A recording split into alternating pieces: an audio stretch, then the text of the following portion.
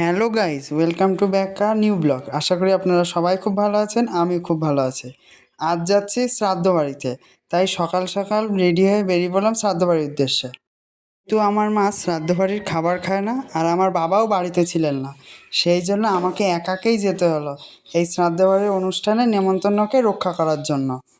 Guys, যেহেতু আমি শ্রাদ্ধ বাড়ি যাচ্ছি, সেই জন্য আমি সাদা গেঞ্জি পরে নিলাম আর মাথাটা একটু ভালো করে আঁচড়ে নিলাম। তো আমার মার ছাত্রের এক দাদু মারা গেছিল, সেই অনুষ্ঠানেই আমি গেছিলাম। ওনাকে আমি কোনোদিনই দেখিনি, তবে ওনার বহুত কথা আমি শুনেছি। গাইস, যেদিন আমাদের নেমন্তন্ন ছিল সেদিন ছিল সর্বোচ্চ তাপমাত্রা দিনে, সেই জন্য আমি আমার চশমাটা পরে নিলাম। তো গাইস, আমার বাড়ি থেকে এই অনুষ্ঠান বাড়ির দূরত্ব খুব একটা বেশি দূর নয়, একেবারে পাশে। তবু আমার দুপুরবেলা খুব তাড়াতাড়ি খিদে পেয়ে গেছিলো, ওই জন্য আমি বেরিয়ে পড়লাম তাড়াতাড়ি শ্রাদ্ধ বাড়ির উদ্দেশ্যে। গাইস, যা গরম পড়েছিল তাতে আমার নেমন্তন্ন বাড়িতে যাওয়ার কোনো ইচ্ছেই ছিল না। তাও নেমন্তন্ন রক্ষা করতে হবে যেহেতু, সেই জন্য আমাকে অবশেষে যেতেই হলো। ওহ গাইস, আপনাদের সাথে কথা বলতে বলতে আমি ভুলেই গেছিলাম যে অনুষ্ঠান বাড়িতে গিফট নিয়ে যাওয়ার কথা। তারপরে আবার ঘরে চলে আসলাম গিফট নেওয়ার জন্য, আর আপনাদের সাথে শেয়ারও করলাম আমি শ্রাদ্ধ বাড়িতে কী গিফট দিলাম। তো আর গাইস কথা বলবো না আপনাদের সাথে এখন, না বলে বেরিয়ে পড়লাম শ্রাদ্ধ বাড়ির উদ্দেশ্যে।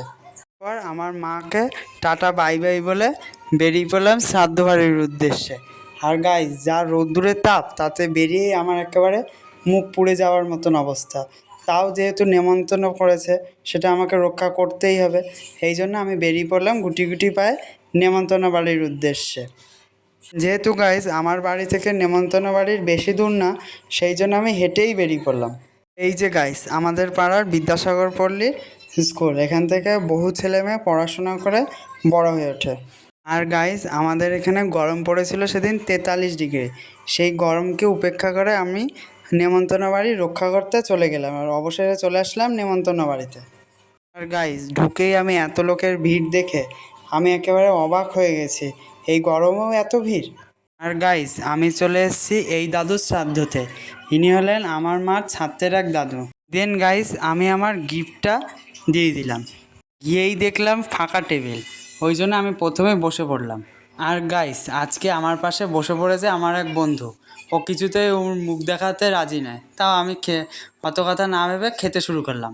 আর গাইস, টেবিলে 10 মিনিট অপেক্ষা করার পর অবশেষে আমাদের খাবার জন্য থালা আসলো। আর এরপর গাইস, জল, ভাত আর থালা সবই পেয়ে গেলাম। এরপর শুরু তরকারি আসার পালা। তো গাইস, এবার দিয়ে দিল কচুর শাক।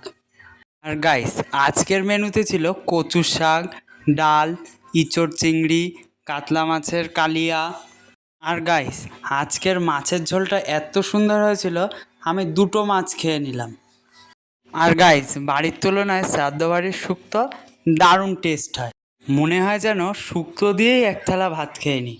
তাও অন্য অন্য খাবার যেহেতু রয়েছে, তাই জন্য আমি শুক্তো দিয়ে অল্পই খেলাম। গাইস, আজকের মেনুতে আর ছিল দই, চাটনি, পাঁপড়, মিষ্টি আর হজমোলা।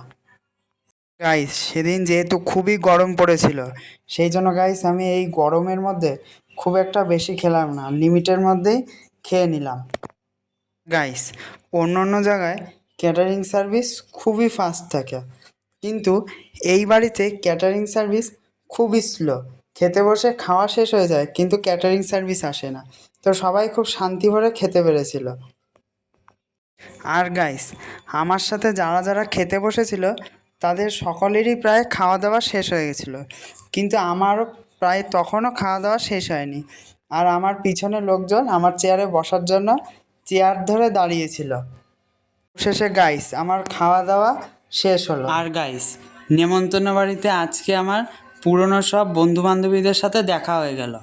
আর গাইস, আমি এই ভিডিও করার জন্য আমার হজমোলাটাই কোথায় ফেলে দিয়েছি, তাই জন্য এই ভাইকে দিয়ে আবার হজমোলা নিয়ে আসলাম। আর এই যে আকাশি কালারের গেঞ্জি পরা এই ভাইয়ের দাদুরই শ্রাদ্ধ ছিল আজকে।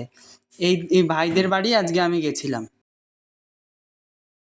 না, খুবই সুন্দর হয়েছে, যারা রান্না করেছিল তাদের হাতের দারুণ গুণ। এরপর আমি খেয়ে দিয়ে মুখ মুছতে মুছতে বাড়ি আসলাম। আর গাইস, বাড়ি এসে দেখছি এই প্রখর সূর্যের তাপে আমার মিনিরা হাঁপাচ্ছে। তারা রেস্ট নিচ্ছে আর যে যার মতো ঠিক ঠান্ডা জায়গা খুঁজে নিতে চলেছে।